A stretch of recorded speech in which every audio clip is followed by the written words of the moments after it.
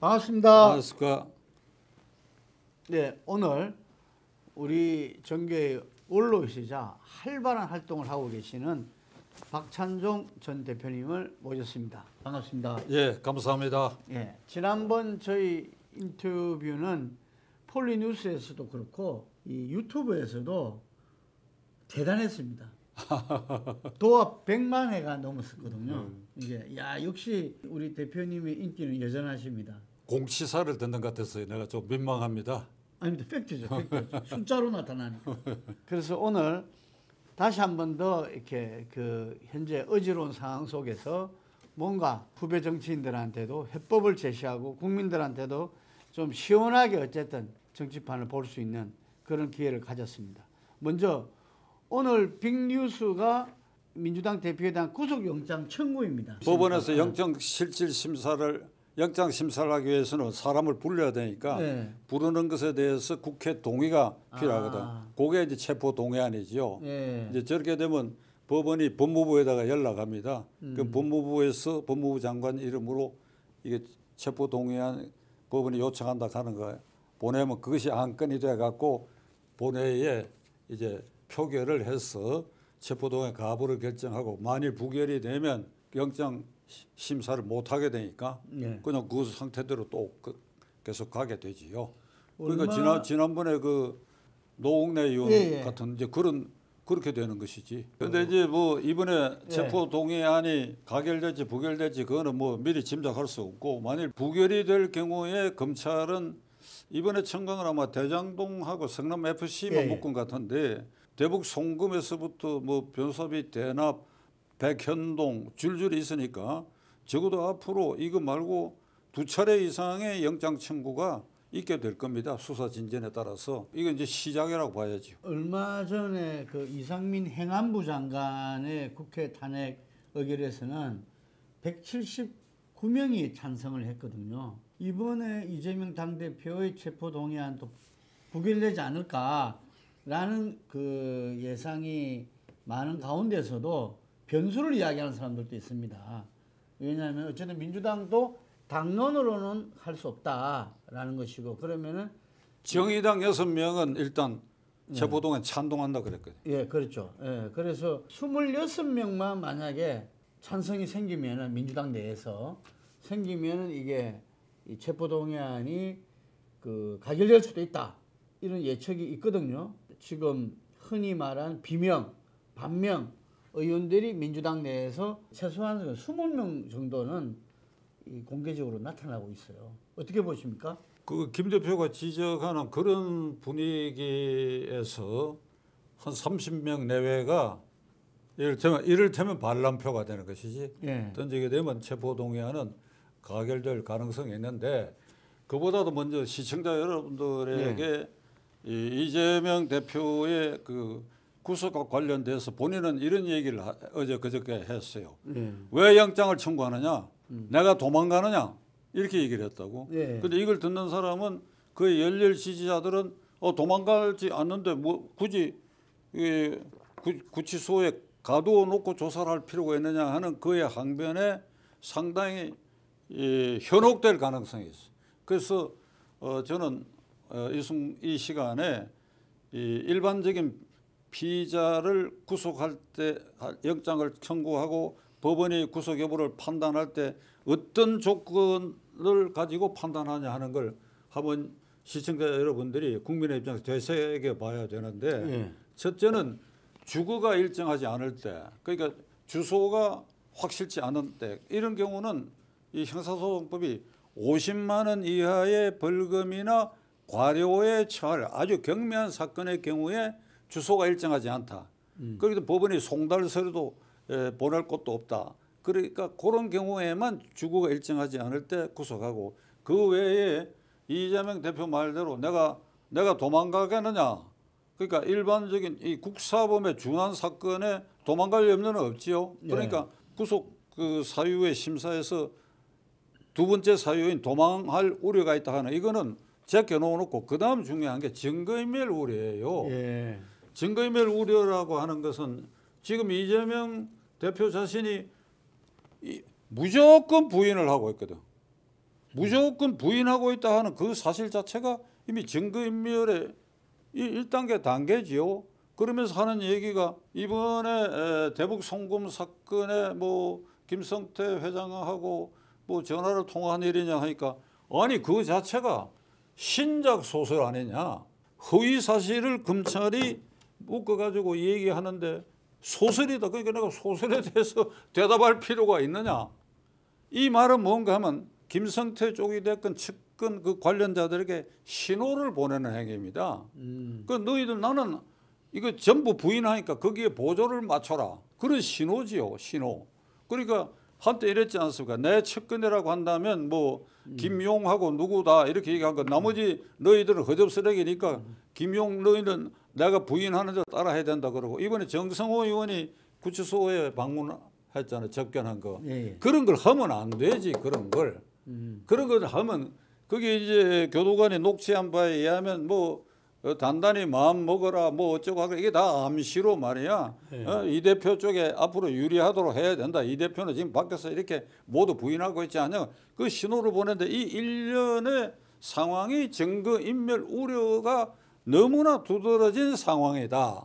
그러니까 구속 요건의 가장 중요한 부분, 주거 부정 도망할 우려를 빼고 가장 중요한 증거인멸의 상황이 이렇게 넘쳐나고 그 다음에 법원이 영장을 발부할 때 참고하는 것은 사건의 중대성과 그 피의자와 참고인 또는 증인과의 관계에 있어서 위해를 가하거나 증거를 조작 유도할 위험이 있는 그런 중대한 사건.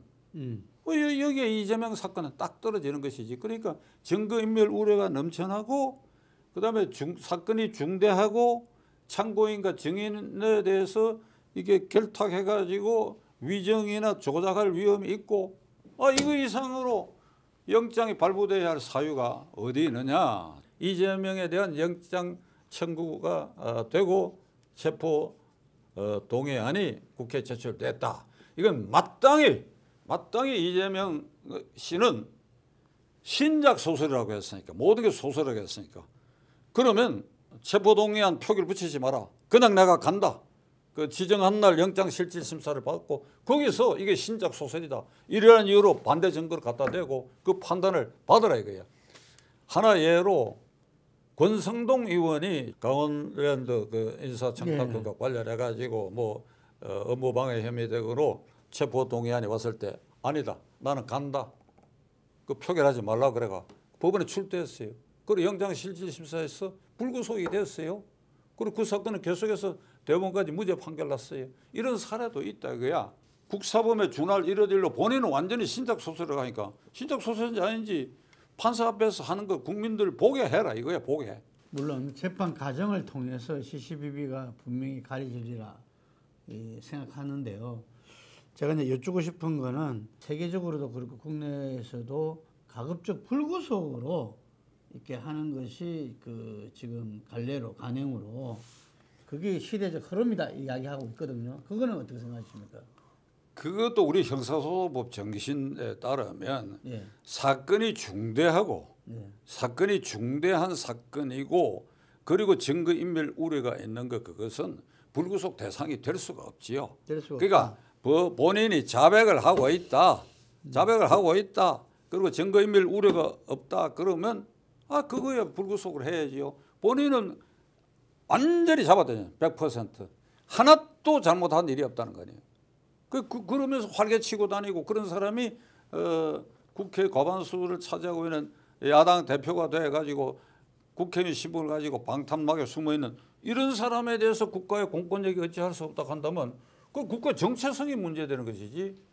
지금 김 대표 말씀하시는 걸 확장을 하면 그럼 이런 사람도 불구속해야 된다 그러면 국가의 정체성이 문제가 되는 것이지. 자, 그래서 여기에서 이제 국민 민심은 여론조사를 하면은 이것이 검찰의 정당한 수사다. 아니면은 야권에 대한 탄압이다. 이렇게 이제 두 개가 맞서고 있는데 지금은 한 10% 정도 정당한 수사다가 앞서는 것 같아요. 지금 여론조사 민심을 따르자면은. 그런데 이재명이나 민주당 쪽에서는 그러면은 왜 김건희는 수사 안 하느냐? 왜 소환해서 제대로 안 하느냐? 한동훈 검사가 뭐 서면 조사한 적은 있다 이렇게 이야기했어요. 법무부 장관이. 근데 이건 어떻게 보십니까?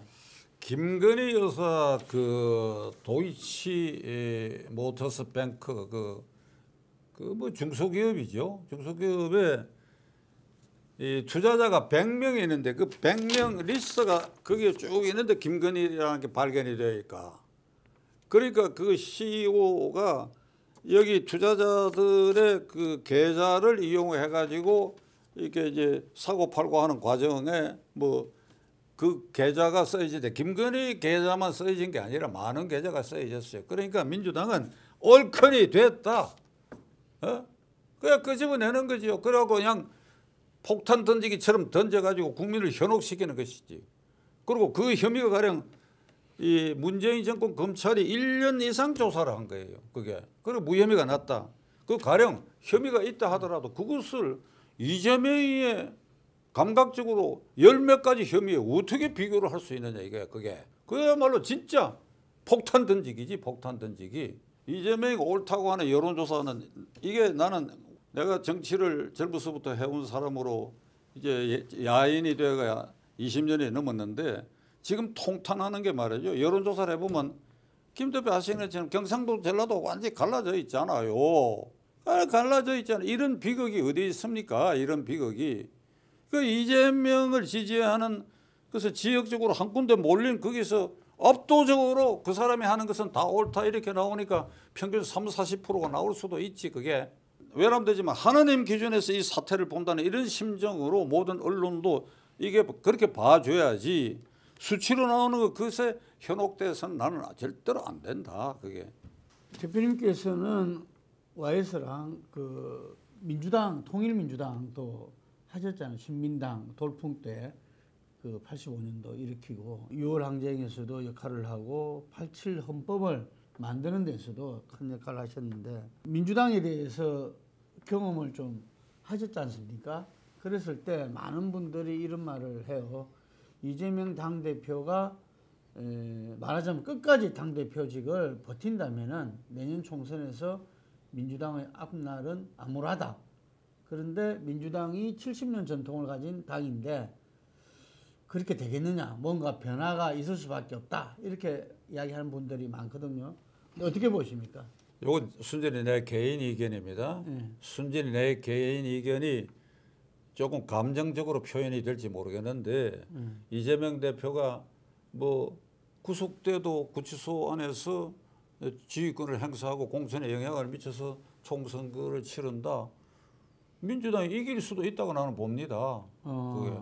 왜 그러니까 일이 그렇게 되면 이 정권이 얼마나 무능한 정권이 되느냐 이 말이야. 상대적으로 죄가 확실히 있고 증거가 확실히 있다 하는 것도 못 잡아였고 그게 계속 불구속 상태로 가고 그 이 도대체 이 윤석열 정권은 무슨 정권이냐 이렇게 되니까 총선거에 이길 수도 있지. 거기에다가 국민의힘당이 지금 보이는 이런 태도로 헛발질 계속하고 내부 혼란을 겪고 이렇게 되면 그렇게 갈 수도 있지. 그러나 이거는 천도를 어기는 일이요. 천도를. 말이 됩니까? 그 이 얘기 나온 김에 그럼 이 얘기합시다. 이게 미국이나 일본 같으면 대통령이나 일본은 내각제니까 총리인데 정가 사범 그것만 하더라도 그 자리에 오를 수가 없어요. 형수 욕설 파일 그것만 하더라도 정세균 이후 말 맞다 그 하나만 하더라도 대통령 자격이 없는 사람이야. 인성 그렇지. 그리고 그 온 몸에 있는 모든 범죄 사실 전부 부인하고 있지.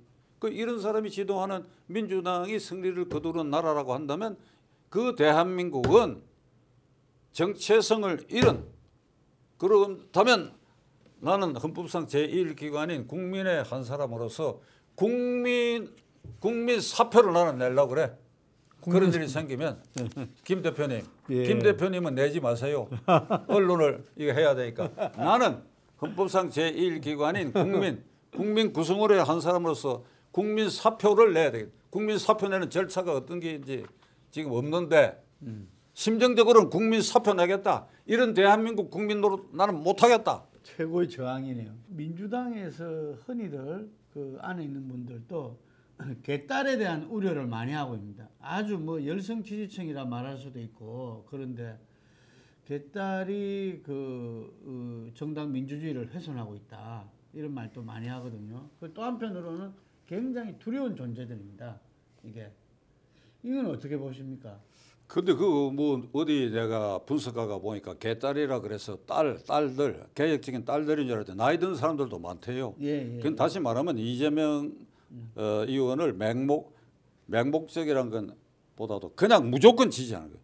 그 사람 말이 옳다. 그 사람은 위대한 지도자다. 시장으로서 도지사로서 그 사람만한 행정가가 없다. 위대한 지도자 딱 이렇게 돼 있어. 그게 딱 박혀버렸어. 그래서 이게 이재명 주변에 이게 히틀러를 이렇게 등극시키고 정권을 유지케 한 그 선전상 게벨스가 있는 것 같아. 한국형 게벨스가 이재명 주변이나 민주당에 있는 것 같아. 왜 그러니까 똑같은 사실을 반복적으로 자꾸 주입을 하거든. 허위 사실이라도. 게벨스가 한 얘기에서 거짓말이라도 한 번 하고 두 번 하고 10번 하고 고지 듣지 않는다. 20번 하라. 30번 하라. 99번 해라. 그래도 고지 듣지 않으면 100번 하면 고지 듣게 돼 있다 이거야 지금. 그게 전부 현혹돼 갖고 그 나머지는 김건희는 나쁘다. 윤석열은 깡패 정치를 하고 있다. 친일 매국노다. 이 주장에 완전히 현혹된. 그러니까 나는 이 이재명 한 사람 때문에 지난번에서 나와서 내가 얘기한 것 같은데 이 한 사람 때문에 한국 정치를 황폐화시키고 국민 감정을 분열시키고 국민의 정신세계를 집단 공황 상태에 빠지게 하는 이런 사람이 어찌 이렇게 날뛰게 되는 대한민국이냐. 이거 정말 불행할 수밖에 없고 지난 주말에 토요일 날 광화문 광장에서 그 단체 이름이 촛불 승리 전환 행동. 이름이 외우기 힘들어지고 메모라고 하는데 촛불 승리 전환 행동. 그러니까 촛불 집회를 통해서 박근혜를 탄핵시켜서 몰아낸 그 승리를 윤석열 정권에 다시 전환하자. 그 구호가 탄핵 얘기 벌써 나오고 있잖아요. 그리고 이걸 약칭해서 촛불 행동이라 하는데 그날 본부석 옆에 천막을 치고 어떤 퍼포먼스 장소를 만드는 거니까 윤석열 대통령 부인 김 여사 한동훈 법무장관을 인형에다가 그 사진을 이렇게 전부 이렇게 딱 씌워놔 놓고 화살 던지기를. 그러니까 부모를 따라왔던 애들도 던지면서 박수치고 좋아라고. 그 뒤에 프랑카드에는 친일 매국노 깡패 정치. 김 대표, 이 어찌 생각하세요? 이런 저주국을 말이야. 이런 저주국을 벌리는 촛불 행동, 이런 단체들이 탄핵을 부르짖고 이러니까 이재명 개딸들이 더욱 분기탱천하는 이런 분위기를 조성해갖고 이 나라를 이렇게 하고 있는데 이래도 됩니까? 나는 그걸 주말에 그 뉴스를 보고 정말 낙담한 것이 150년 전 흥선대원군이 심령 섭정을 하고 물러선 다음에 이게 고종의 부인 민비하고 그 민중적 인적 세력과의 정치적 권력 암투가 20-30년 계속됐어요. 그 초보동 단계에 민중전 민비 측에서 어떤 일을 했는가 하니까 경복궁을 바라다 보면 왼편에 사직동인데 거기에 당시 장안에 가장 이름났던 박유봉이라고 하는 맹인 점술가가 있었어. 그 사람을 시켜가지고 그 안에 대원군 초상화를 걸어놓고 매일 밤 화살을 던졌다. 이게 나중에 이제 문제가 돼가지고 그 박유봉이가 결국 민비에 의해서 살해당하고 마는데 그 얘기는 제껴놔놓고 이게 왕조 시대나 있을 법한 이런 저주곡을 말이야.